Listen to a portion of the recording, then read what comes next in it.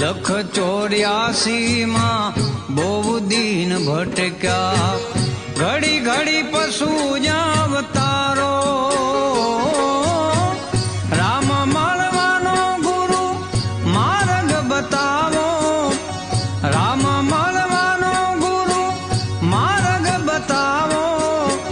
મટી જાય ઘોર અંધારો, ગુરુજી મારો આવેલો મને ખો સુધારો.